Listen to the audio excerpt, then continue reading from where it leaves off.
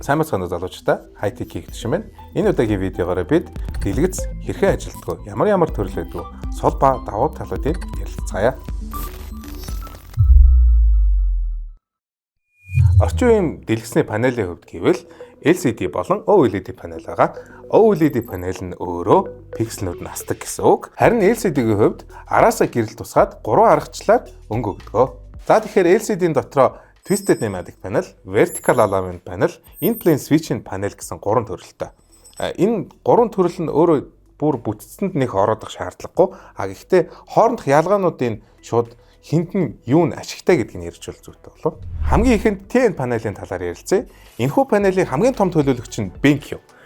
BenQ-гийн хамгийн том сул тал нь viewing angle буюу харах налуу 160-170 градусаас арай их байх юм бол бүдгэрсэн угаасан зурагтай харагдана. Хамгийн том давуу тал нь болохоор delay буюу хоцрогдлын хувьд маш бага. Мөн BenQ-гийн дэлгэц нь өндөр гэрц гаргах чадaltaй учраас e-спортод илүү тохиромжтой байдаг.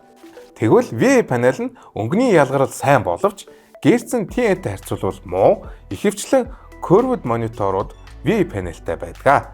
Тэгэхээр ультравайд номерсон мониторууд бүгд VA панелтай байгаа. VA панелтай curved мониторын хувьд гэх юм бол 1500, 1800R гэсэн бичгэн дээр R нь өөрөө радиусыг хэлж байгаа. 3 дахь төрлийн LCD панел нь IPS. TN-ээс илүү хоцрогдолтой. Гэхдээ маш сайн өнгөний ялгарл гаргадаг. Гэрц нь VA-тэй ойролцоо түүнээс багахан дээш байдаг. Сүүлд гарч байгаа IPS панелтай дэлгэцүүд нь боломжийн үнэтэй болсноороо давуу талтай. Ер нь бол хамгийн баланстай панел мөн. OLED нь энэхүү 3 төрлийн LCD панелуудын бүх давуу талыг аваад өөртөө шингээж чадсан ганц нэг төрлийн панел байгаа. Өөрөө OLED нь пикселнүүд насдаг болохоор ямар нэгэн хоцрогдол мэдрэгддэггүй, гэрц өндөр гаргах чадвартай. Гэхдээ нэг том сул тал байгаа. Тэр нь болохоор үнэтэй. Хүмүүс хэрэглэнээс хамаарат өөрөө монитор сонгох боломжтой. Жишээлбэл та e-спорт сонирхдаг, Valorant, Counter тоглодог бол 240 Гц, 360 Гц түүнээс дээш монитор сонгох боломжтой.